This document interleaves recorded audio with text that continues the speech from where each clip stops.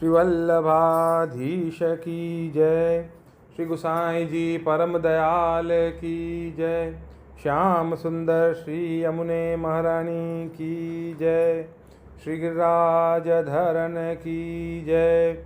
श्री गोवर्धन नाथ की जय। श्री हरिराय महाप्रभु की जय। श्री गोपेश्वर जी महाराज की जय। चिंता संतान हंतारो यत्पादाम्बुजरे नव स्वीयानान्तान् निजाचार्यान् प्रणमामि मुहुर्मुहुः। यदनुग्रहतो जन्तु सर्वदुःखातिगो भवेत् तमहं सर्वदा वन्दे श्रीमद्वल्लभनन्दनम्। अज्ञानतिमिरान्धस्य ज्ञानाञ्जनशलाकया चक्षुरुन्मिलितं येन तस्मै श्रीगुरुवे नमः। नमामि हृदये शेषे लीलाक्षीराब्धिशायिनं लक्ष्मीसहस्रलीलाभिसेव्यमानं कलानिधिं।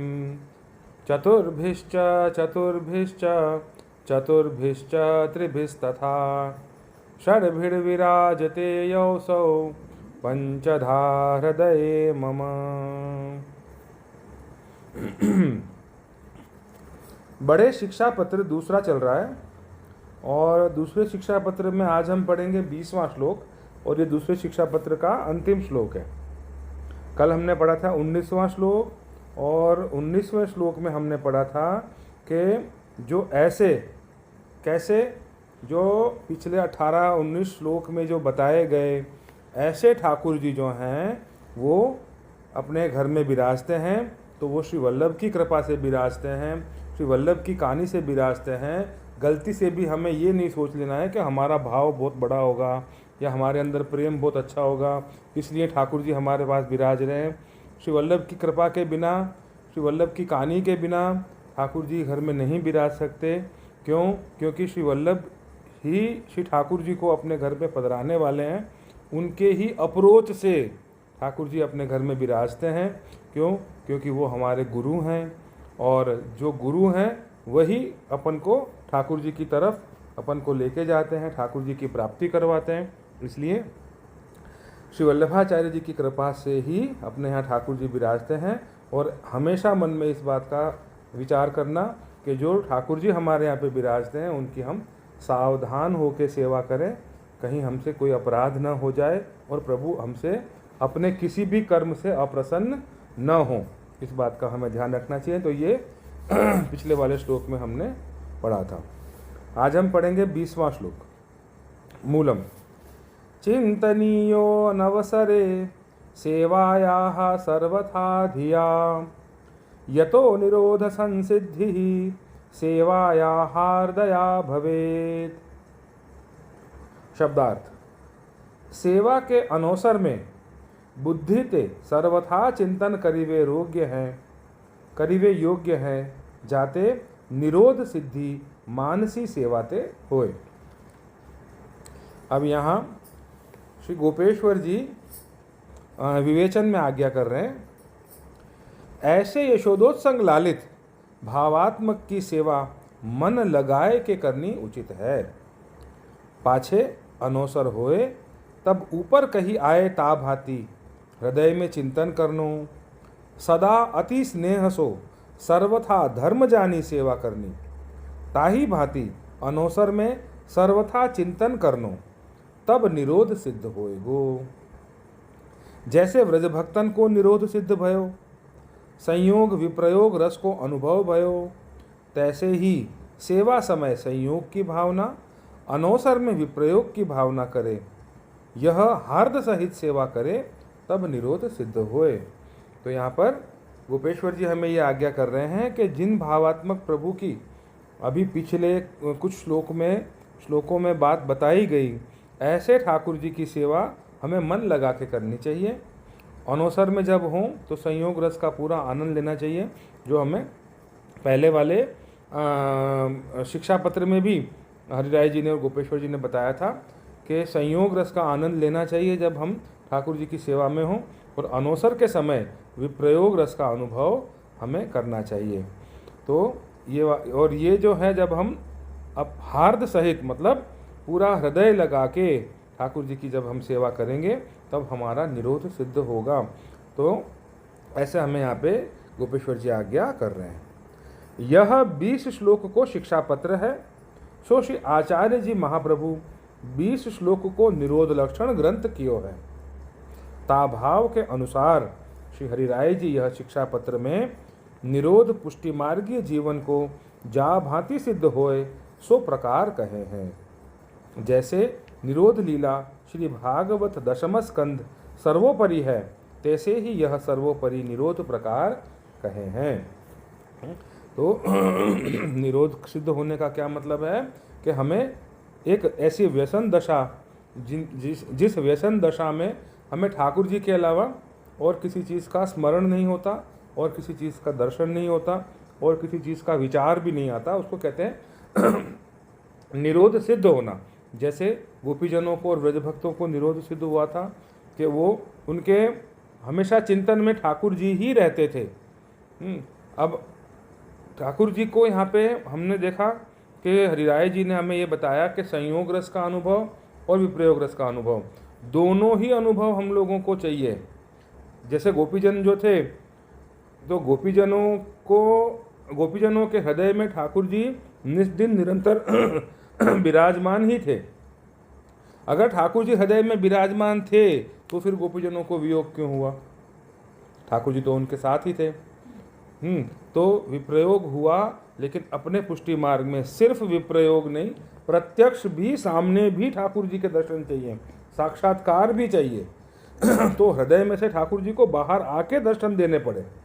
इस भाव से संयोग और विप्रयोग दोनों अपने पुष्टि मार्ग में, जिसको अगर सिर्फ संयोग ही, ठाकुर जी की सेवा में सिर्फ संयोग की ही प्राप्ति है, विप्रयोग रस का अनुभव नहीं है, तो उसकी भक्ति अभी आधी है, उसकी भक्ति अधूरी है। क्यों? क्योंकि विप्रयोग रस का अनुभव होने के समय ही ये हमें उस बात की तीव्रता का पता चलता है कि हमें निरोध सिद्ध हुआ है या नहीं सिद्ध हुआ। तो ऐसे श्री हरिराय जी और गोपेश्वर जी हमें यहाँ पे ये आज्ञा कर रहे हैं कि जब हम ऐसे ठाकुर जी की सेवा करेंगे और ऐसे प्रभु जो यशोदोत्संग लालित भावात्मक जो हैं उनकी मन लगा के सेवा करेंगे, तब हमें निरोध जरूर सिद्ध होगा। और ये जो है 20 श्लोक का जो शिक्षा पत्र है, वो निरोध लक्षण जो श्री महाप्रभु जी का ग्रंथ है, उसके अनुसार भी श्री हरिराय जी ने ये वाला शिक्षा पत्र भी हम लोगों के लिए लिखा। तो ये इति श्री हरिराय जी कृतम द्वितीय शिक्षा पत्रम श्री गोपेश्वर जी कृत व्रज भाषा टीका समेतम समाप्तम। शिवल्लभाधीश की जय।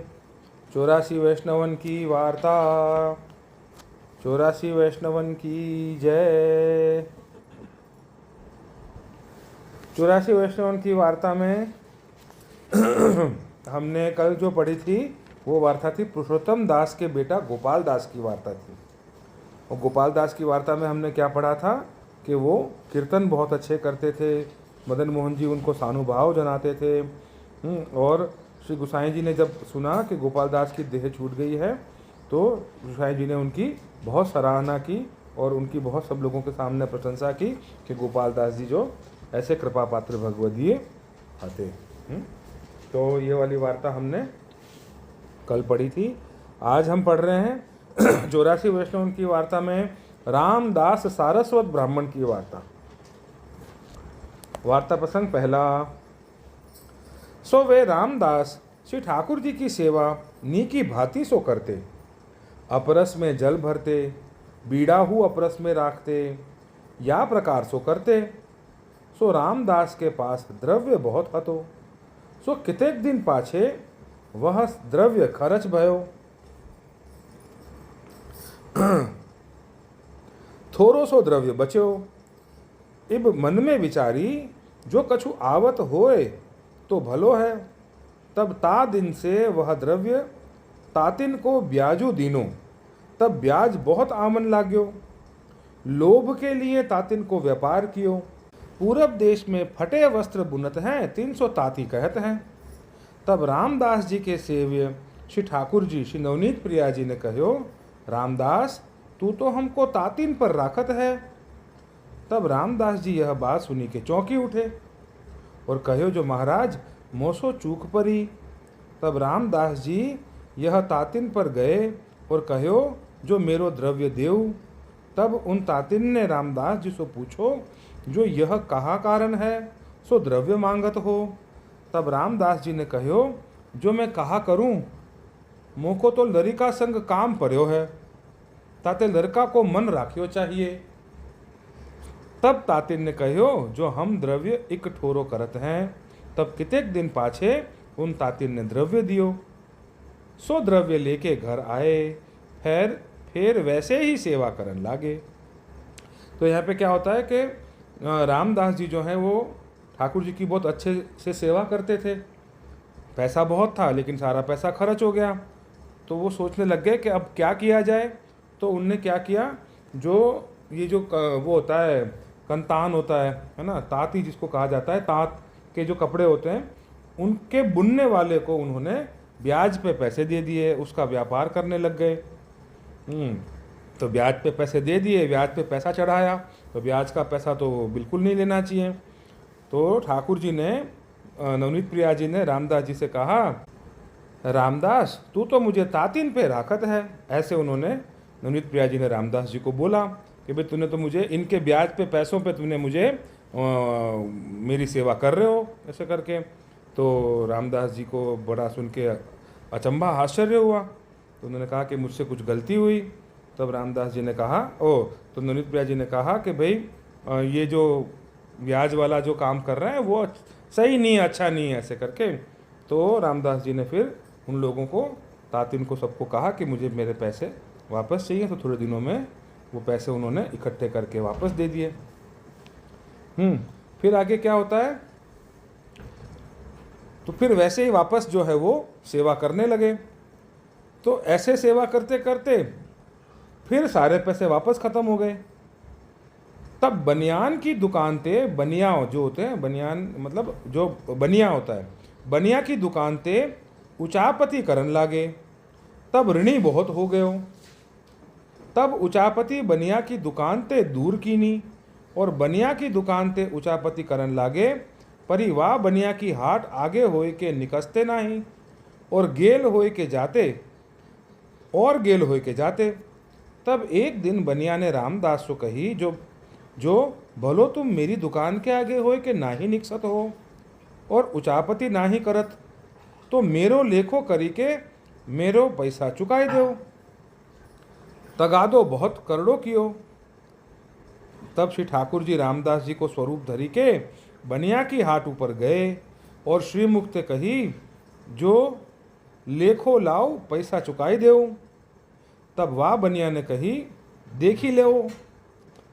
लेखो करी के पैसा चुकाए दीनो, रुपया 100 अधिक दिए।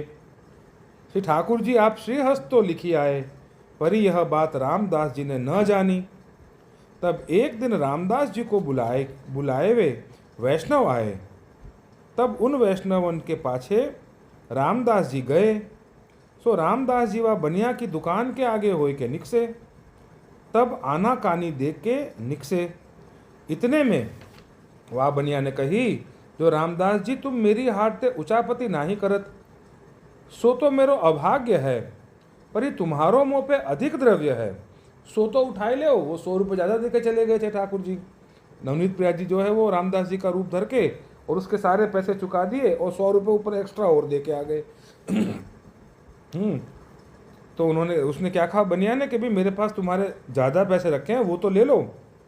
तब रामदास जी ने कहो, जो उहाते फिर आवत हों।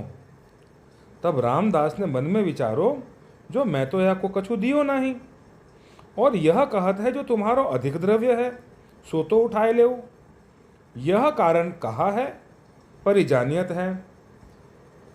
है जो यह ठाकुर जी और ते काम भयो है।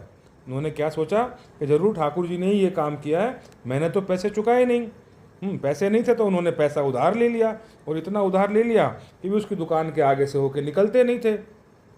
तो उस बनिए ने कहा कि भाई पैसे अगर नहीं चुका पा रहे हो तो भाई मेरे अकाउंट्स लिखो और अपना पैसे ले लो, मेरे पैसे चुका दो। तो ऐसे करके उनको बहुत डांटा उसने, बनिए ने रामदास जी को खरी खोटी सुनाई। तो ठाकुर जी जो है वो रामदास जी का ही भेष धर के उसके पास गए, उसके पैसे चुका दिए, 100 रुपये एक्स्ट्रा दे के आ गए। तो इसमें उनको पता चल गया रामदास जी को ये ठाकुर जी का ही कार्य है। पाछे रामदास जी वैष्णव के घर ते आए, तब वह बनिया की हाट पे जाए के लेखो मांगो, जो लेख्यो लाओ। तब वह बनिया ने कहो, जो कहा लेखो देखोगे। तब वह बनिया ने कही दिखाई, तब वह बनिया ने वही दिखाई। तब वह वही में रामदास जी ने श्री ठाकुर जी के हस्ताक्षर देखे, तब चुप करी रहे। तब घर आए रामदास जी ने स्त्री से कही, जो हूँ तो घर में नाही रहूँगो, चाकरी करूँगो। तब सिपागिरी को विचार कियो, तब घोड़ा मोल लियो, सब हथियार बांधन लागे। तब जल और बीड़ा अपरस में लेते, सो अपरस छूटी बिना अपरस में लेन लोगे, अपरस छूटी बिना अपरस में लेन लागे।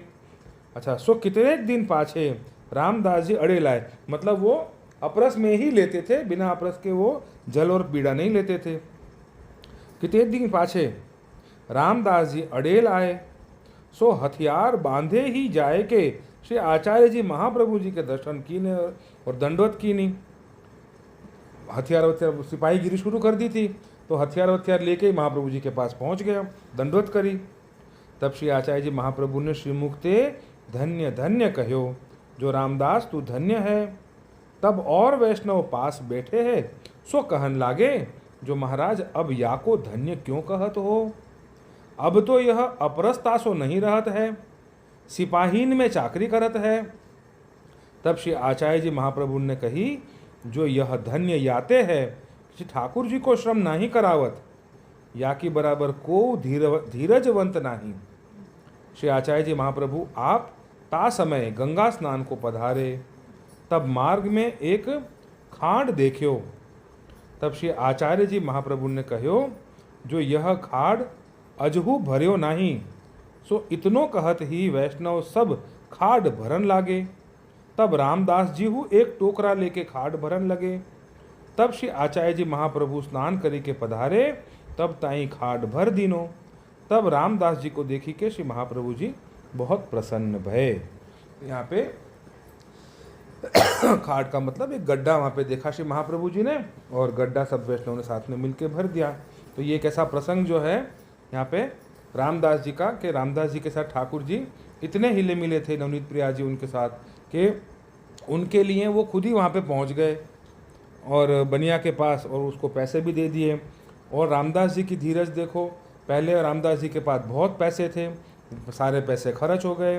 फिर पैसे खर्च होने के बाद उन्होंने, उनके पास जो पैसे थोड़े बहुत बचे थे उसका उन्होंने ब्याज पे देना शुरू किया, तो वो गलत बात थी। तो ठाकुर जी ने उनको वो भी समझाया, वो भी बताया। तो उन्होंने फिर वो बंद किया और बनिए से उन्होंने उधार ले लिए। फिर पैसे ठाकुर जी की सेवा के लिए उधार ले लिए, तो फिर वो फिर चुका नहीं पाए, तो उस समय ठाकुर जी ने वो पैसे चुका दिए। फिर रामदास जी को लगा कि अब ऐसे नहीं, उन्होंने फिर चाकरी करना शुरू किया। ऐसे ऐसे करके ये हमने 84 वैष्णव की वार्ता में रामदास जी की वार्ता पढ़ी। चलो, श्री वल्लभाधीश की जय। 252 वैष्णव की वार्ता, नागजी भाई की वार्ता चल रही है। आज हम पढ़ेंगे नागजी भाई की वार्ता प्रसंग चौथा।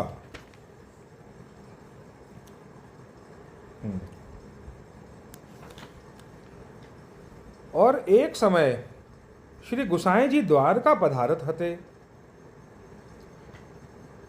नागजी भाई राजनगर सो आंब लेके द्वारिका पहुंचे और श्री गुसाई जी का दर्शन करी के आंबन की विनती करी। तब श्री गुसाई जी ने कही कि रणछोड़ जी के मंदिर में पहुंचाए दो। आम लेके आए थे और वो रणछोड़ जी के मंदिर में पहुंचवा दिए गुसाई जी ने। जब नागजी ने आंब पहुंचाए के दूसरे आंब मनुष्य को पठाए राजनगर से फिर मंगवाए, तब श्री गुसाई जी से विनती करी, जो ये आम आपके डेरा में रणछोड़ जी को पधराए के अंगीकार करावें। जब श्री गुसाई जी को डेरो राम लक्ष्मण जी के मंदिर के पास हतो, जब वहाँ श्री गुसाई जी ने श्री रणछोड़ जी को पधराए के आम भोग धरे और नागजी भाई को साक्षात श्री रणछोड़ जी के दर्शन भये। जब ते श्री गुसाई जी की बैठक वा ठिकाने भये और वहाँ श्री गुसाई जी के मन में ऐसी आई, जो ऐसे आम श्रीनाथ जी अरोगे तो ठीक। जब नागजी भाई ने श्री गुसाई जी के मन की बात जानी, तब वहाँ सो नागजी भाई चले सो राजनगर ते आम लेके श्रीनाथ जी तथा नवनीत प्रिया जी के यहाँ आम पहुँचाए के, फिर राजनगर सो दूसरे आम लेके सो गागा गुरगढ़ गांव में श्री गुसाई जी को मिले और श्री गुसाई जी को वहाँ के सब समाचार कहे और पत्र आगे धरे। जब श्री गुसाई जी मन में विचारी, जो नाग जी बिना मेरे मन की कौन जानतो। तब नागजी भाई सो कही, जो तुम्हारो कहाँ मनोरथ है।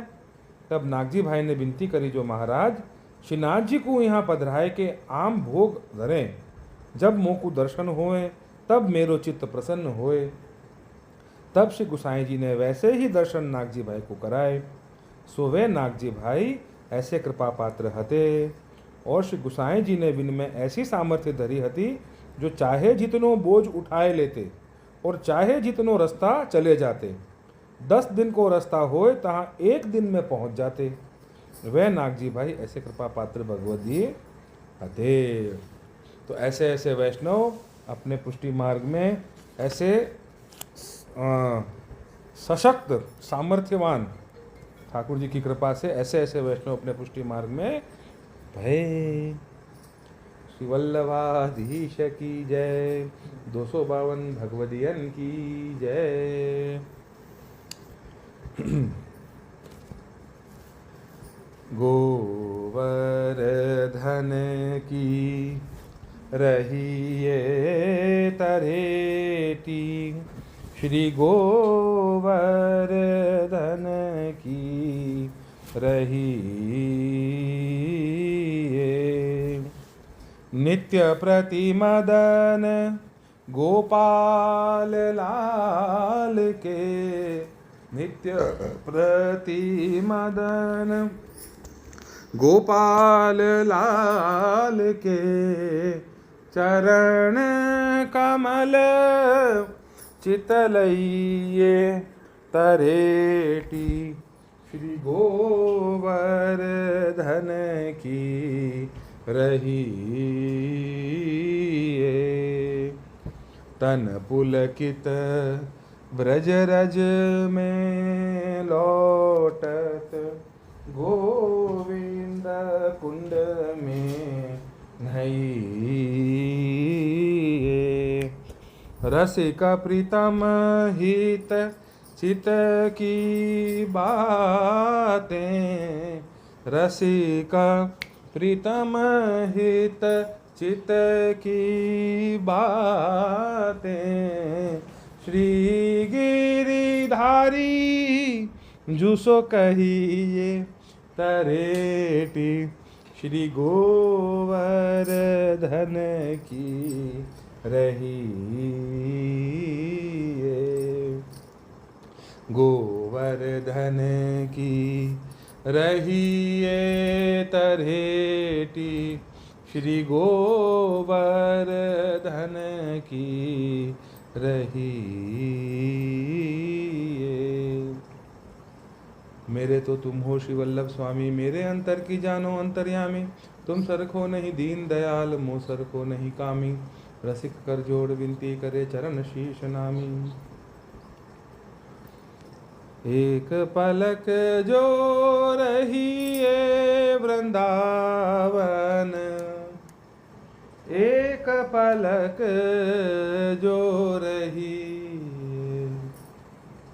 जन्म जन्म के पाप कटत है।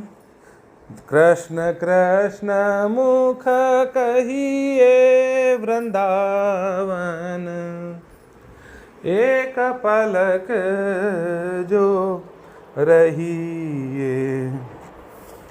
महाप्रसाद और जल यमुना को तनक तनक भर लइए। सूरदास वैकुंठ मधुपुरी, भाग्य बिना कैसे पइए वृंदावन। एक पलक जो रही, एक पलक जो